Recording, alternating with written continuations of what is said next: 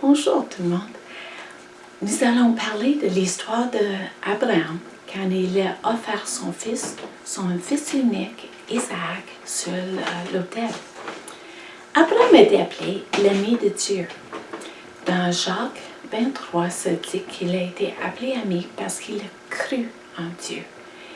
Il obéissait à Dieu dans tout ce que Dieu voulait qu'il fasse parce qu'il savait que Dieu était tout puissant. Un jour, Dieu est allé parler avec Abraham.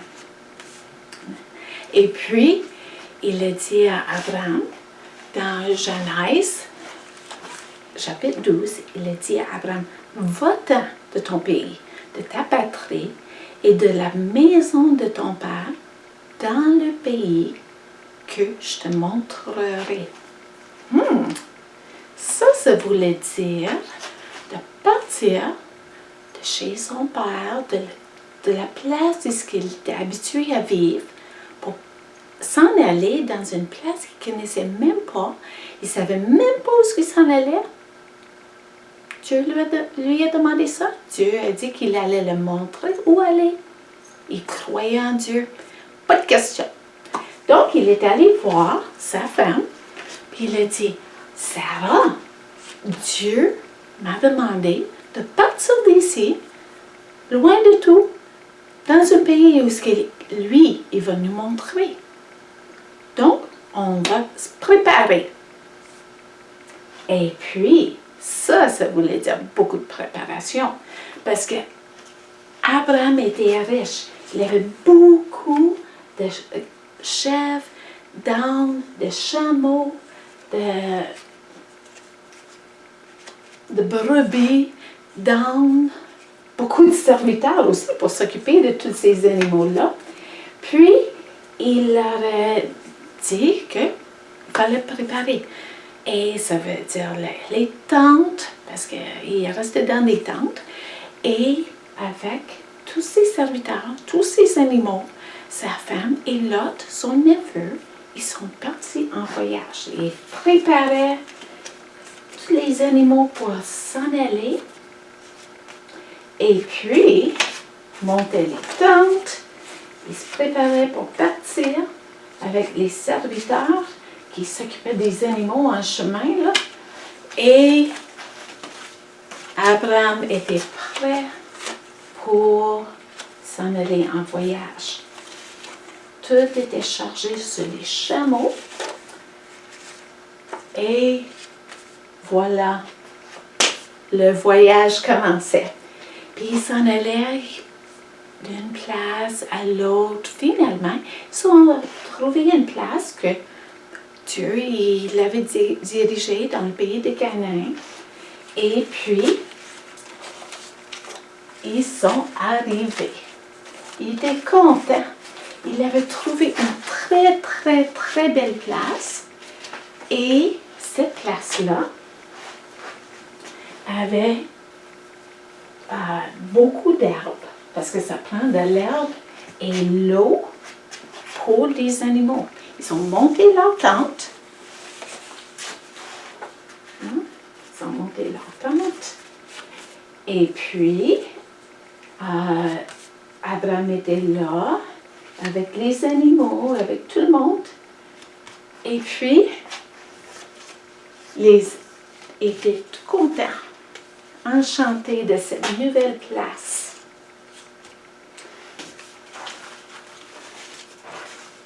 Et ensuite,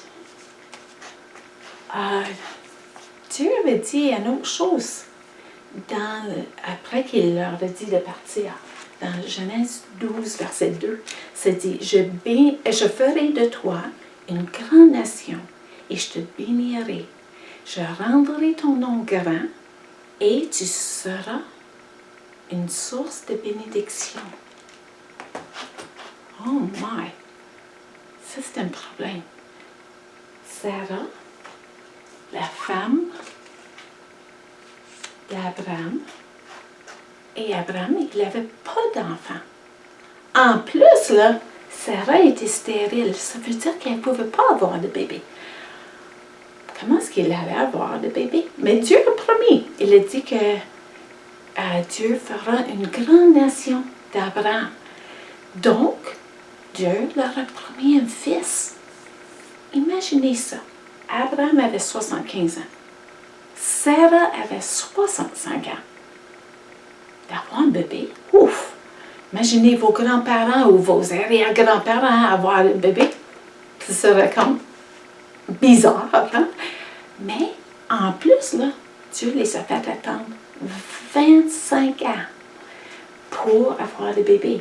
Donc, 75 et 25, ça fait 100 ans. 65 plus 25, ça fait 80 ans. Et puis, ils ont eu un bébé.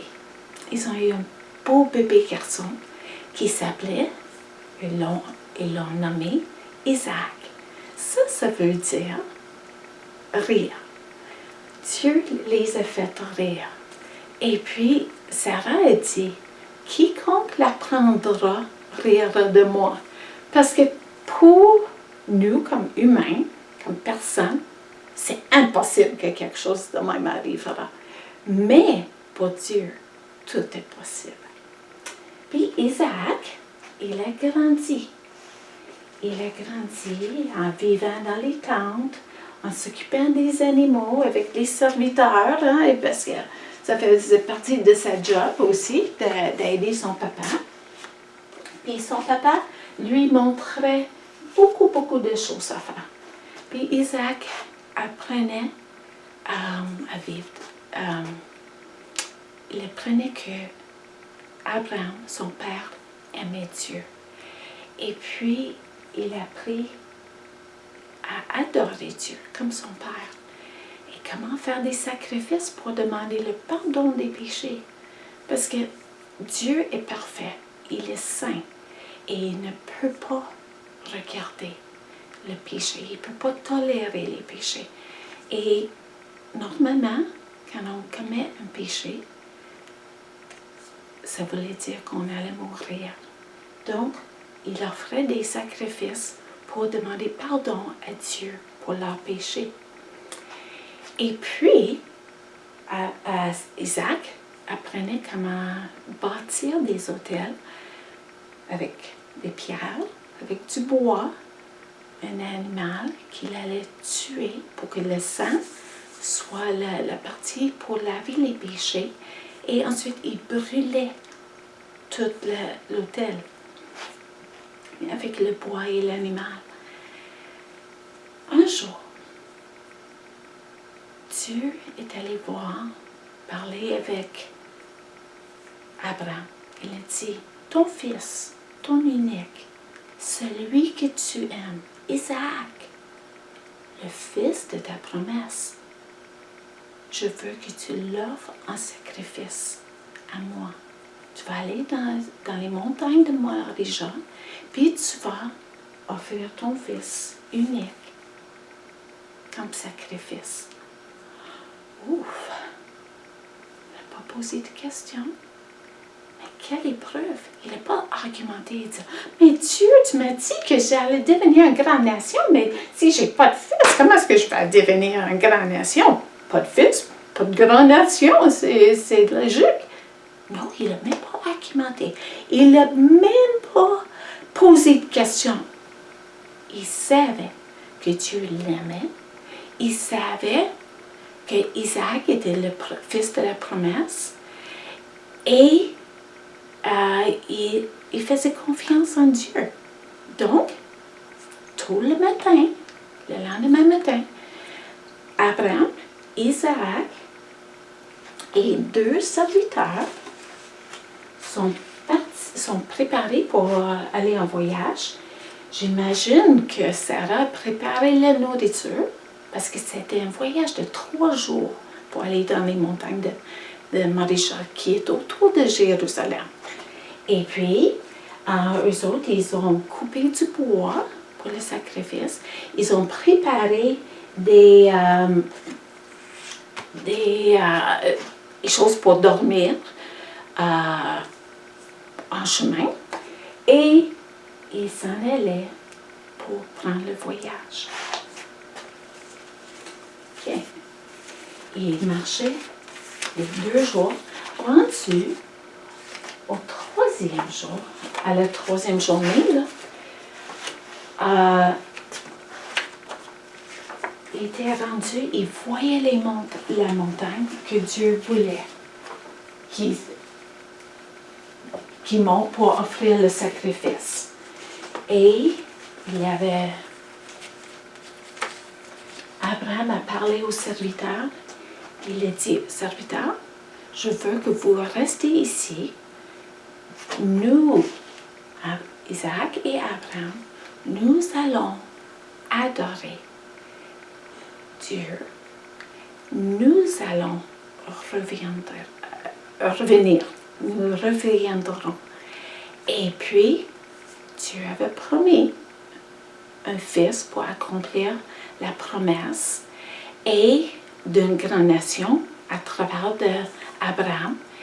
Et pas de fils, pas de nation, mais il croyait que Dieu allait ressusciter son fils parce que Dieu est puissant. C'est ça que ça nous dit dans Hébreux 11, verset 19. Quelle épreuve pour Abraham.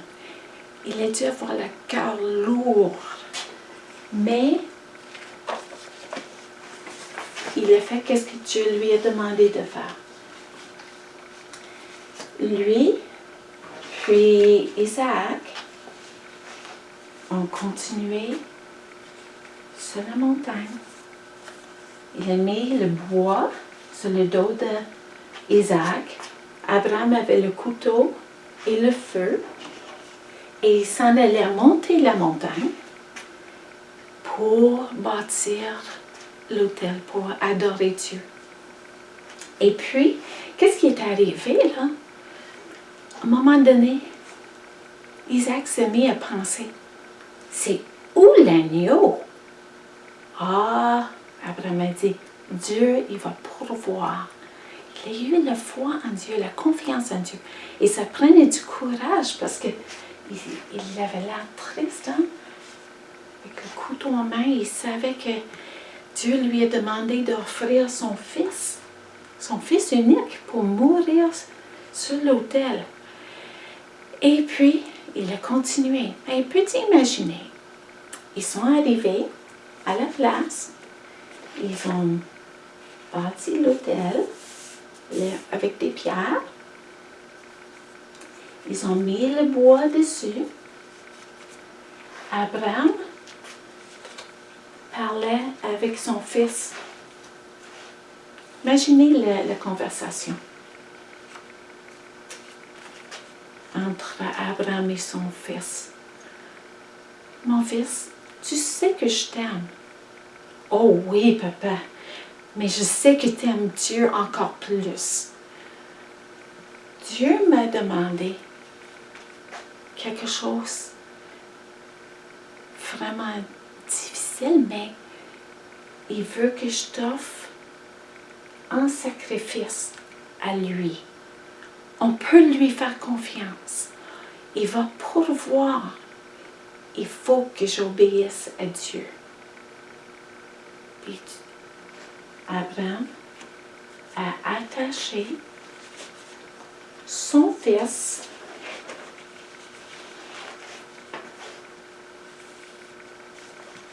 sur l'autel.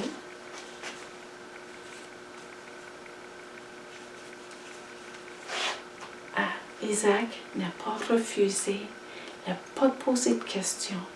Il a obéi à son papa. Et puis Abraham a levé le couteau pour offrir son fils, comme Dieu lui avait demandé. Puis, il a entendu une voix, puis la Bible nous dit dans Genèse 22, Abraham, Abraham. Abraham a répondu, me voici. L'ange dit, n'avance pas ta main sur l'enfant, ne lui fais rien, car je sais maintenant que tu crains Dieu et que tu ne m'as pas refuser ton fils, ton unique. Abraham a levé les yeux et il a vu, il était vraiment content, il a levé les yeux, il a vu derrière un buisson un bélier. Dieu a pourvu et ils ont mis le bélier sur l'autel et ils ont offert le bélier à la place d'Isaac. Isaac a vécu. Abraham savait que son fils allait vivre. Il ne savait pas comment que Dieu allait faire ça. Il pensait qu'il allait le ramener à la vie, comme on a parlé la semaine passée avec Jésus, qui est revenu à la vie. Mais Dieu a pourvu. Il a toujours dit ça. Puis cette montagne-là, ils ont appelé Jéhovah Jireh, Dieu pourvoira. Et puis le bélier est mort à la place d'Isaac. Mais savez-vous quelque chose? Plus tard, il allait avoir dans les montagnes autour de Jérusalem quelqu'un d'autre qui allait monter le bois sur son dos dans les montagnes. Et puis, c'était sur le mont Golgotha. Jésus est devenu la personne qui est devenue le sacrifice. La Bible appelle Jésus l'agneau de Dieu. Personne d'autre pouvait prendre sa place. Il était parfait. Il a pris notre place.